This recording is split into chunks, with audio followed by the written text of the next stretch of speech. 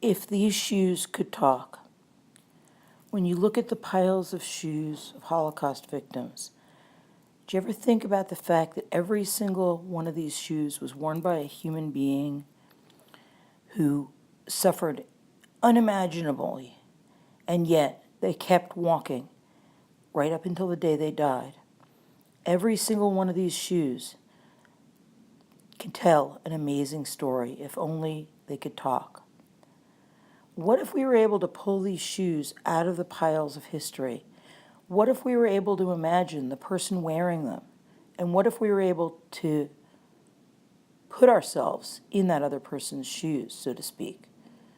That is exactly what my students did with the Holocaust Shoe Project that they just completed. After my students were done creating their shoes, I showed them some sculptures by famous artists to inspire them. This is Gold Digger by the designer Sebastian Errázuriz. He explains that the shoe is an homage to an ex-girlfriend of his who only cared about money. And even though she was a beautiful girl, he felt that dating her was like carrying the weight of his world upon his shoulders because all she cared about was money, and it was so much work to make her happy. These African-style masks were created by an African-American artist named Willie Cole. He started looking at high-heeled shoes and speaking to women, and he found out that a lot of women wear high-heeled shoes even though they're uncomfortable, just because they're fashionable or because they feel they have to in order to look professional. So he started thinking about that expression, "you're a slave to fashion." And then he started looking back at his own roots and his own heritage as a person who was descended from slaves. And he started to look at his own heritage, the Yoruban culture and Yoruban masks. And he started to construct these masks out of high-heeled shoes. So he was making a connection between the slavery to fashion that many women experience and his own roots as the descendant of a slave. So he was able to use shoes symbolically, which is what my students did. This next sculpture was created by George Siegel. It's a Holocaust memorial in the city of San Francisco. And the reason why I showed it to my students is it's made of plaster like their work, and it relates to the Holocaust as their artwork does. All right, here are our Holocaust memorial shoes. Let's see. Looks like he designed a car. He turned his shoe into a car, and let's see what he has to say about it. I designed a shoe in honor of Chaim Ben Zion Kale. He survived the Holocaust and moved to Brazil, but the story doesn't tell what he did with his life. It says he worked at a metal shop, so I imagine that he might have become a car designer. That is why I made my shoe look like a car. I felt sad thinking about the terrible things that he went through, but I won't lie, designing the car was fun. I picked bright red because red is mostly picked for racing cars. Cool. Okay, Kayla did a shoe in the shape of a dog. I created a shoe that now looks like a dog. I did this because the little girl that I'm doing is an animal lover. She likes warmth because she's very calm. Also, Maria's favorite animals are dogs. Her dogs are very cuddly and fluffy. A dog is Maria's spirit animal. Very nice. Okay. Let's look at this one. Very nice.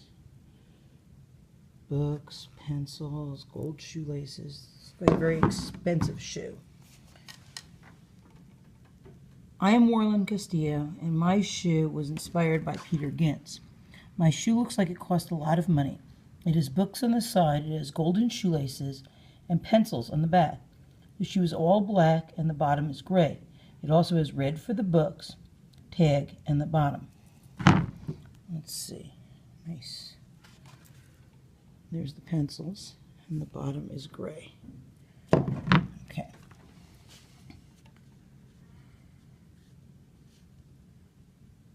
I want to think that those are nice shoes that must have cost a lot. Peter Gintz was a famous journalist and made books when he was between the ages of 8 and 15. The gold represents the wealthiness. Red stands for, in this case, the blood of Jews. black for the darkness of the camps, gray for the bars and the jails. I plastic wrapped my shoes and put Plastercraft on them. I also made shoelaces with Plastercraft. I used red clay for the books.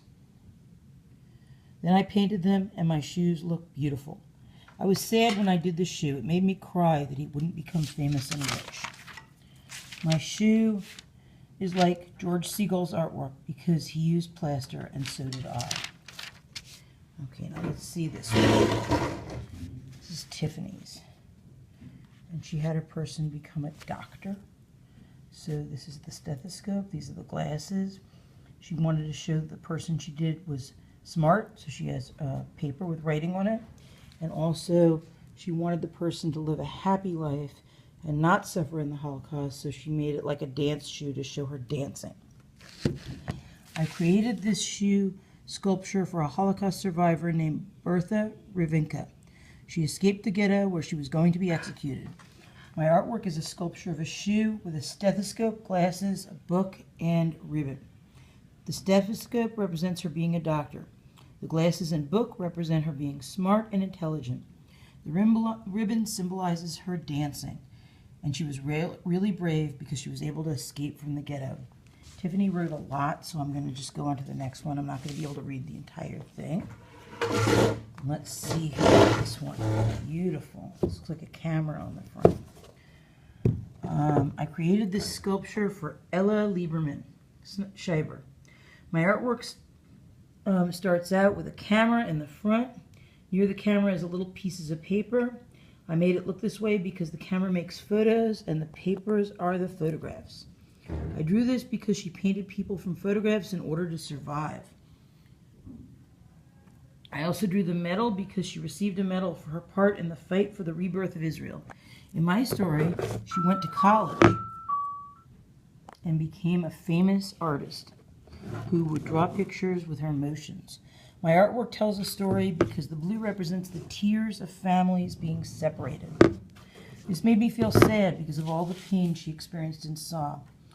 In my art, I chose blue because of the sadness of her experience. I used gold because she felt proud of helping. My artwork is a sculpture. I used a real shoe with plaster to make the form, paint to go to add color, and clay with a hot glue gun to make the symbols. I also used plastic wrap so the shoe wouldn't get damaged.